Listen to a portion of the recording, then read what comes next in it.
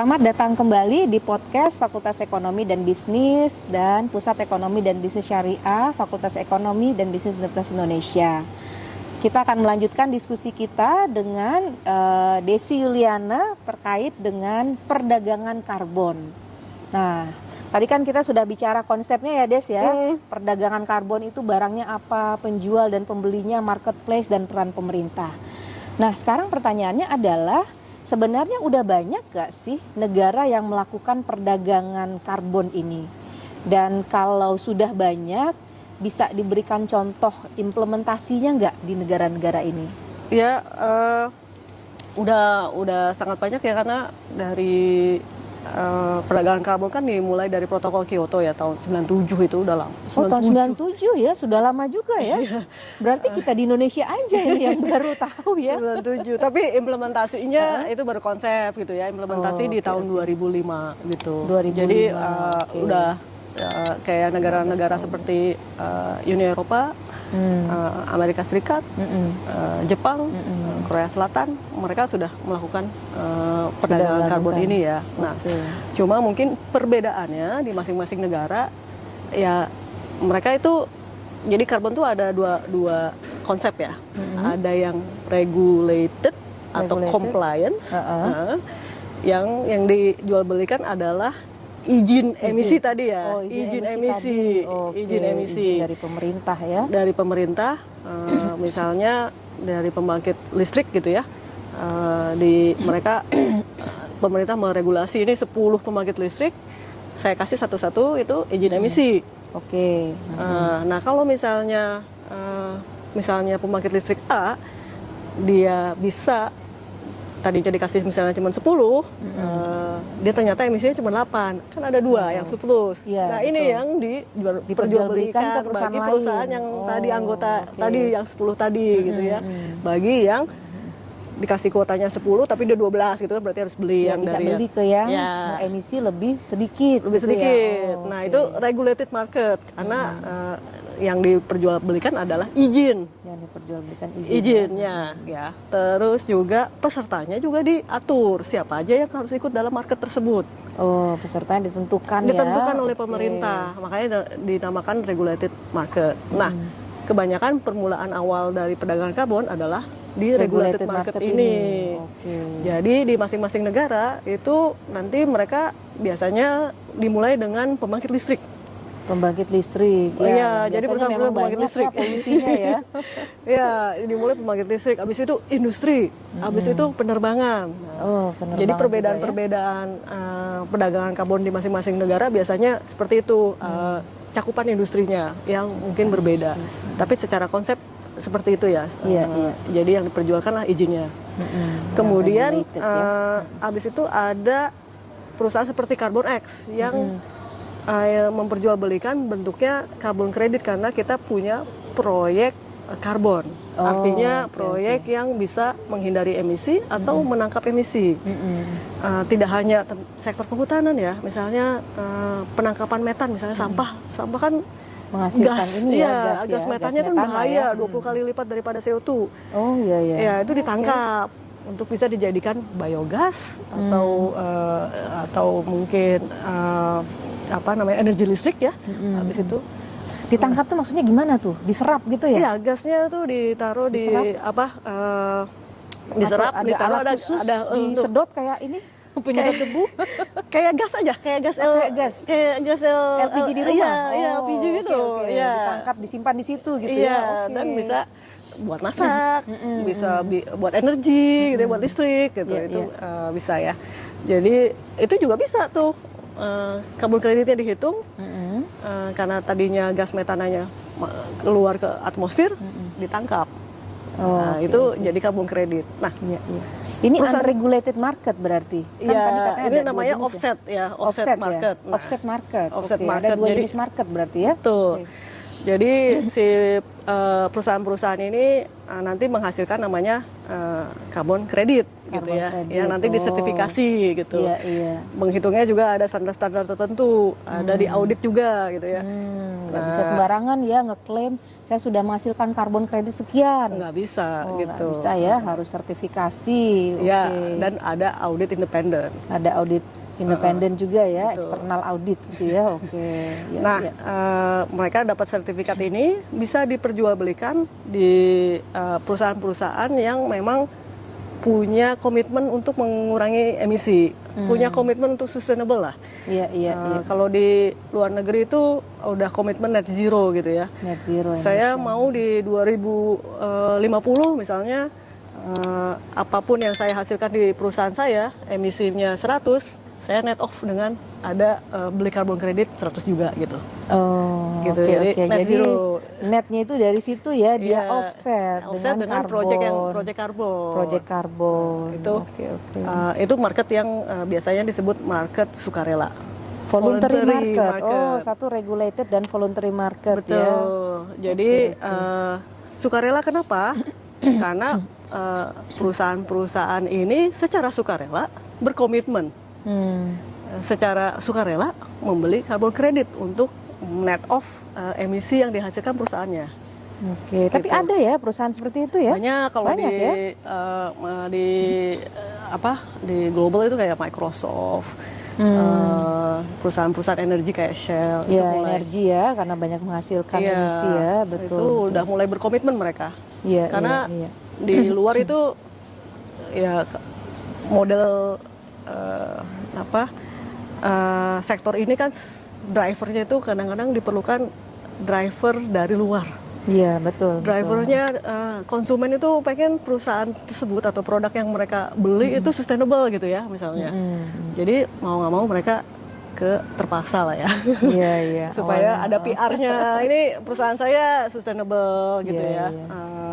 Itu jadi salah satu drive market ya dari segi demand gitu ya. Bisa dari konsumen atau investor. dari investor. Oke, oke. Berarti sudah banyak negara dan juga perusahaan ya yang melakukan implementasinya di dua jenis pasar, yaitu regulated market yang didrive pemerintah dan voluntary market ya, Voluntary market. yang didrive oleh perusahaan lah mungkin secara voluntary.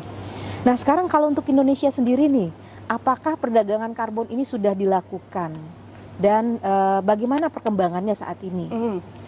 Baik, di Indonesia regulated market masih bentuknya pilot ya. Masih pilot ya, untuk pembangkit listrik tenaga batubara. Oke. Ya, mengadakan Kementerian ISDM. Nah, itu masih pilot. Kemudian untuk voluntary market sendiri kemarin IDX Carbon tuh baru launching di tahun lalu ya, akhir tahun lalu lah, September Akhir ya. tahun lalu. Akhir tahun lalu itu mereka launching untuk voluntary market juga tuh. Ada Jadi carbon dua credit. jenisnya ada di Indonesia Ada ya, di kedua Indonesia, jenis tapi pasar masih bentuknya perdagangan karbon ini ya, masih iya, pilot mungkin ya, masih baru ya. Masih baru. Oke. Jadi ya. ini masih banyak ruang untuk berkembang lah gitu untuk di Indonesia. Iya, iya. Nah, kemarin kan tadi ya IDX Carbon baru launching, ada produk-produk dari Pertamina kalau nggak salah ya. Pertamina Geothermal itu Carbon produk credit pertama. ya mereka ya. Itu Oke. geothermal.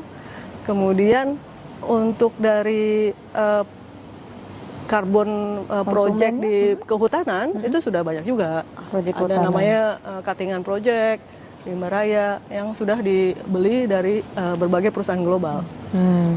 Oke, oke. Jadi sudah ada ya perdagangan karbon di Indonesia walaupun masih tahap awal ya. Ya. Nah, ini tanggapan pasar ini seperti apa? Cukup ini nggak, semangat nggak pasarnya, demand-nya, supply-nya begitu? Tanggapan pasar mungkin berbeda-beda ya tentunya ya, karena pertama mungkin dari segi demand gitu belum, saya rasa masih belum cukup ya, Belum terlalu demand besar yang, ya.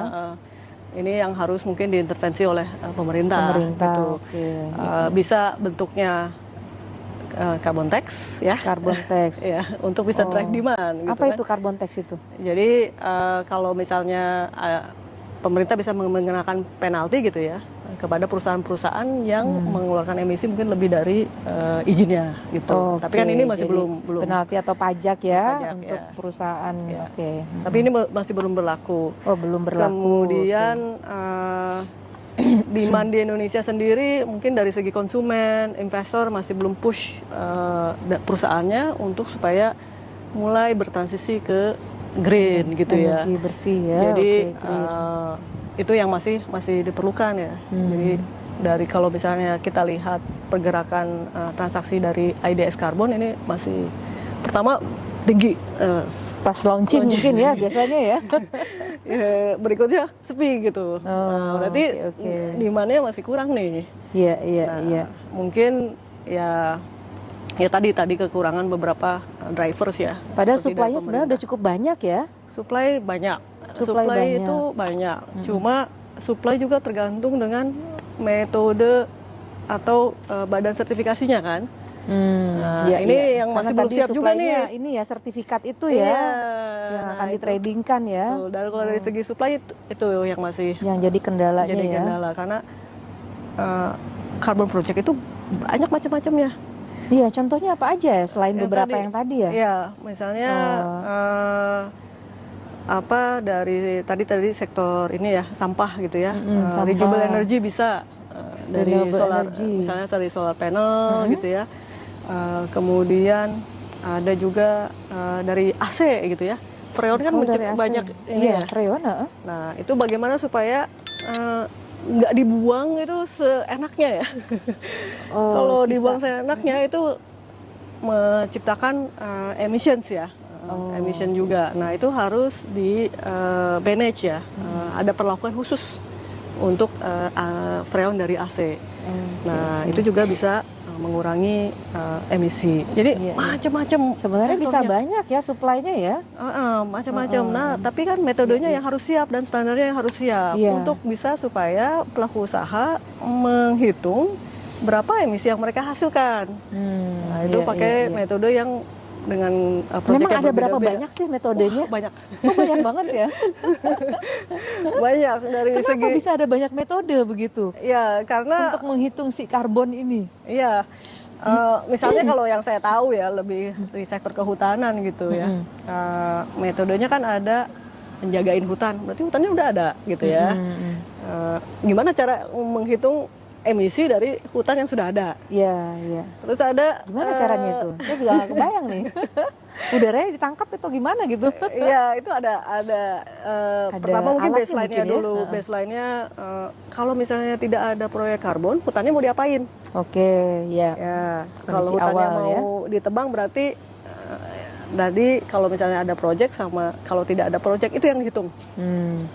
Perbedaan delta ya emisi perbedaannya itu. Impact-nya lah ya dengan adanya project ini. Betul. Nanti terus ada rehabilitasi, kita nanam pohon kan beda lagi metodenya. Iya. Berarti kalau rehabilitasi nanam pohon, oksigen yang dihasilkan sebelum dan sesudah begitu. Wah, ini emang canggih ya kalau seperti ini ya, metodenya banyak ya. Dan tidak pakai alat tapi pakai scientific calculation, scientific base gitu. Makanya diperlukan metode kandungan udaranya. Iya. Waduh. Jadi belajar ini lagi nih fisika kimia. Iya. Jadi itu ya, perdagangan karbonnya sudah ada, tapi memang belum terlalu ramai ya. Karena sepertinya demand-nya lebih sedikit dibandingkan dengan supply-nya. Dan dari sisi supply juga sepertinya masih ada beberapa isu ya terkait dengan pengukuran dan lain sebagainya. Nah, terkait dengan intervensi atau kebijakan khusus pemerintah, ini apa saja sebenarnya yang sudah dilakukan pemerintah ya kebijakannya ya? Tadi ada kredit karbon atau pajak ya, carbon tax ya, tapi belum dilaksanakan ya? Nah, secara undang-undang sih sudah ada. Di undang-undangnya udah ada. Sudah ada, undang-undangnya sudah ada memasukkan pajak karbon ya. Tinggal implementasinya. Seperti biasa nih implementasinya. Jadi yang belum nanti peraturan dari menterinya yang belum ada. Nah, sepertinya mungkin masih ada tarik ulur ya. Jadi memang tidak bisa sembarangan juga ya. Takutnya bisa membebankan ke ekonomi dan akhirnya membebankan ke konsumen. Ke konsumen juga ya. Kemudian pemerintah sendiri sudah dimulai dengan tahun 2021 ya, udah ada namanya Perpres untuk nilai karbon, nilai ekonomi karbon. Nilai ekonomi karbon. Iya, jadi itu yang menaungi bagaimana sih melakukan nilai ekonomi karbon gitu ya. Itu tadi bisa pakai menghitung karbon. manfaatnya itu ya. Iya, karbon itu berapa sih nilainya gitu ya. Tadi ada pajak karbon, ada perdagangan karbon, ditentukan oleh itu ya framework tadi pajak karbon sama. Sudah ada aturannya ya berarti ya? Sudah ada aturannya secara payungnya itu sudah ada, cuman tinggal beberapa peraturan implementasinya yang aturan teknis ya, belum Betul. sampai ke level teknis iya, ya. betul. Iya, Itu iya, yang iya. masih progres lah. Sekarang kita bicara ke depan nih. Menurut Desi, gimana sih prospek perdagangan karbon Indonesia, di Indonesia ini ke depannya? Dan pihak-pihak mana saja yang bisa mendapatkan keuntungan ya dari perdagangan karbon ini? Jadi benefitnya terhadap masyarakat dan ekonomi Indonesia itu kira-kira seperti apa? Oh iya, oke. Tentunya saya sebagai pelaku usaha karbon, ya pasti ini ya agresif lah ya, melihat positif nanti Prospeknya bagus, prospeknya berarti ya? bagus ya ke depannya gitu. Di Indonesia sendiri tadi Rahma bilang kita bisa memberikan supply gitu ya terhadap karbon kredit. Pak Luhut juga pernah bilang nanti kita harusnya jadi carbon hub gitu ya, karena supply-nya ada di Indonesia nih gitu. Betul. Kita punya nomor 2 ya tropical forest di dunia gitu ya. Betul. Dan hutan mangrove kita, hutan bakau kita juga Mangrove ya? Iya, salah satu yang paling banyak di dunia gitu ya. Dan kalau nggak salah itu yang menangkap emisinya dengan sangat baik ya, mangrove itu ya? Sangat banyak karena Sangat ya banyak rapat-rapat kan ya apa pohonnya. Iya. Jadi secara supply menurut saya kita banyak opportunity lah ya. Nah, buat saya carbon market ini atau perdagangan karbon ini merupakan opportunity juga untuk Indonesia bisa melakukan pendanaan proyek hijau. Karena banyak proyek hijau kan tidak menguntungkan gitu ya. Tidak ada dananya. Kalau ada dananya marginal profitnya gitu ya. Jadi misalnya tadi biogas gitu ya dari sampah, dapatnya tarif dari PLN gitu kan kecil. Nah, betul. supaya mereka bisa sustainable harus ada pendanaan yang lain. Bentuknya bisa ya tadi carbon dari sini finance gitu ya. ya. Oh iya. Selain bisa Carbon jual financing. listrik misalnya ke PLN, mereka bisa jual carbon kredit. Jadi secara project profitnya masih bisa menarik lah ya buat private sector. Mudah-mudahan dengan seperti itu banyak lagi proyek-proyek green yang lain gitu kan. Kemudian dari segi pendanaan juga ini merupakan kesempatan bagi negara-negara berkembang supaya bisa mendatangkan pendanaan dari negara-negara maju. Betul. Kan mereka juga butuh kredit ya, butuh carbon kredit dari perusahaan-perusahaannya di negara maju tersebut gitu. Kenapa enggak mereka beli dari Indonesia? Betul. Jadi ada flow pendanaan dari negara maju ke negara berkembang untuk green project. Untuk green project ya. Jadi saya melihatnya itu, terus banyak lagi sih yang lain, misalnya inovasi gitu ya. Tadi saya bilang carbon credit itu proyeknya macam-macam gitu ya. Nanti ada misalnya carbon capture, saya lihat di YouTube ya, gitu ya. sempat populer ya. Iya. Carbon storage, saya Carbon pernah dengar juga. storage yang ditaruh di bawah tanah. Ada juga carbon storage yang dari lumut-lumutan gitu ya. Jadi maksudnya storage itu untuk menyimpan karbon ini gitu. Betul, iya. Oke. Kalau carbon capture itu menangkap gitu, teknologi untuk menangkap karbon. Iya, misalnya dari refinery gitu ya, dari oil and gas industry gitu ya, itu karbon yang dihasilkan ditangkap ditaruh di bawah tanah. Oh, kemudian itu diolah storage. begitu ya, atau Ya, di storage diolah, aja? iya, Oh ditaruh di udah. bawah tanah, ya. Oh, di restore aja di bawah tanah Di begitu bawah ya? tanah, ya. Oke. Tapi nggak merusak tanah tuh. Jadi Ada teknologi untuk ada menetralkan teknologinya ya. ya. Jadi hanya nggak sembarangan bawah tanah, ada fluid yang diperlukan supaya mereka bisa stay. CO2-nya bisa stay gitu. Kemudian ya tadi carbon capture dari teknologi-teknologi baru gitu, kayak bio carbon capture yang pakai tadi ya lumut-lumutan gitu. Jadi macam-macam. banyaklah teknologi yang bisa diciptakan gitu. Nah, jadi sebenarnya banyak inovasi ya. Nah, ini yang carbon credit perlu itu bisa mendorong ya. inovasi dengan Mendorong adanya inovasi, betul. Financing pendanaan dari karbon bisa mendorong inovasi. Ya. Berarti harusnya nanti kalau ada pemerintah mendapatkan pemasukan dari seperti ini harus disalurkan juga untuk R&D ya, karena ini butuh teknologi nih, inovasi. Betul. Nah, di sini kampus juga bisa berperan ini ya. Banget. Banget ya. Banget. Harusnya ya. Jadi Oke. kampus untuk apa? Untuk kampus misalnya, ya tadi ya R&D. Pemerintah kan dapat misalnya dari IDX karbon kan ada transaction fee ya. Ya, pastilah ya, kalau namanya pasar bursa pasti ada ya biaya-biaya ya. Biaya pengelolanya. itu kan bisa disalurkan juga Betul. gitu. Atau dari pajak karbon itu juga Dari bisa pajak karbon. disalurkan. Betul. Jadi ya masih banyak lah dari carbon finance itu bisa mendorong green project ya diharapkan sehingga bumi kita lebih sustainable. Iya. Oke, menarik ya. Tadi juga diceritakan mengenai carbon hub. Nah, ini sepertinya sangat menarik ya, Indonesia bisa menjadi carbon hub ke depan. Kira-kira apa nih yang diperlukan untuk menjadi sebuah carbon hub gitu ya? Atau pasar karbon, bursa karbon internasional mungkin ya? Betul. Jadi bisa misalnya carbon hub untuk ASEAN dulu deh gitu ya. Jadi kita bisa Kalau create. sekarang bursa Indonesia itu IDX yang karbon cuma untuk domestic player. Ya. Oke, belum internasional ya. Belum, ya. Jadi bisa dibuka as a carbon hub. Yang diperlukan tentunya infrastruktur yang mumpuni. Infrastruktur. Ya. Oke. Tadi platformnya kan harus yang canggih lah ya. Karena kan dia harus mencatat misalnya transaksi atau sertifikat yang Pasti jumlahnya banyak Jumlahnya ya, banyak. seperti itu ya. berarti harus pakai blockchain kan? Iya, harus pakai blockchain teknologi ya. Teknologi gitu. Oh, Jadi betul. infrastrukturnya harus mumpuni. Terus mungkin kontrak dan segala macam mungkin bisa pakai udah blockchain series kontrak gitu Iya, ya.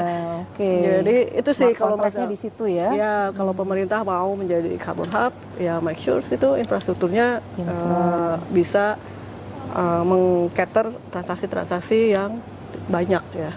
Iya. Regulasi mungkin juga ya. Oh iya. Biasanya kalau mau jadi hub itu kan harus ramah pasar ya regulasinya ya. Setuju saya.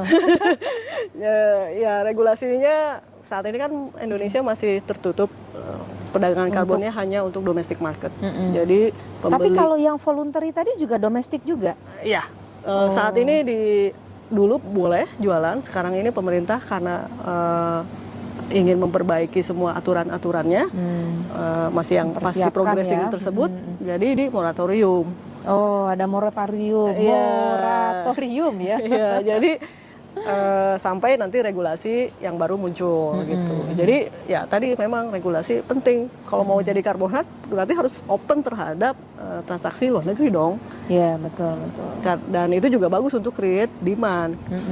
Sambil menunggu demand di Indonesia untuk karena naik. demand domestiknya masih rendah ya, Iya. demand dari luar nih. Gitu, Oke. ya. Jadi khusus untuk ini sepertinya kita masih close ekonomi ya untuk carbon trading begitu. Oke. Nah, terakhir nih Des. Bagaimana mahasiswa dan dunia akademik ya bisa berperan serta dalam perdagangan karbon ini yang kita lihat tujuannya sangat baik ya. Bagaimana bumi kita ini bisa lebih sustainable pada akhirnya melalui proyek-proyek hijau begitu dan proyek-proyek yang memang menjaga kelestarian lingkungan. Apa nih yang bisa dilakukan oleh mahasiswa dan dunia perguruan tinggi lah secara umum begitu ya. Banyak banget ya. Apa itu? Salah Saya satunya catat nih, inovasi ya. Acara-acara seperti ini Ya, ya, kita awareness edukasi raising ya, awareness betul. raising. Terus yang kedua ya tadi ya research and development, R&D,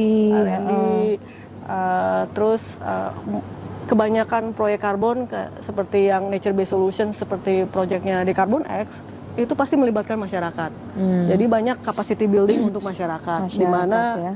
dari universitas itu bisa ikut serta gitu ya. Bisa membantu fasilitasi gitu ya. ya. Oke. Jadi biasanya ada carbon project seperti Carbon X bekerja sama dengan universitas setempat gitu. Iya. Kemudian mereka juga bisa menjadi bagian dari proyeknya sendiri dengan melakukan banyak penelitian, misalnya biodiversity, keanekaragaman hayati di hutan itu. Memonitor ya, terus saya di proyek kami juga ada yang ngetes kualitas air gitu kan, pasti diperlukan bisa kerjasama dengan universitas. Betul gitu. ya. Itu sih ya, banyak sekali sih sebenarnya banyak yang bisa yang bisa dilakukan gitu ya. Iya. Oke. Baiklah, mungkin ini benar-benar yang terakhir. Pesannya kepada para penonton ya, dimanapun berada, khususnya ini generasi muda, mahasiswa dan masyarakat. Nah, ini seperti apa nih? Silakan. Ya, baik, terima kasih Rahma. Saya sedikit aja sih, kita untuk Carbon Project, untuk supaya kita bisa memiliki dunia yang lebih baik, dunia yang lebih sustainable, itu memerlukan kerjasama. Kerjasama. Jadi kita tidak bisa sendiri-sendiri gitu. Jadi diperlukan kerjasama dengan berbagai pihak, kerjasama antara pelaku proyek karbon, kerjasama dengan pemerintah yang melakukan regulasi yang lebih bisa ramah gitu ya kepada pelaku usaha, kerjasama dengan universitas melakukan banyak inovasi dan juga pengabdian masyarakat, dan kerjasama dengan masyarakatnya itu sendiri. Kadang-kadang kita susah ya menjelaskan ini Carbon Project, rehabilitasi hutan. itu perlu sosialisasi juga ya, dengan juga ya, masyarakat dan masyarakat mau ikutan bersama-sama untuk merehabilitasi lingkungannya. Mungkin itu dari saya.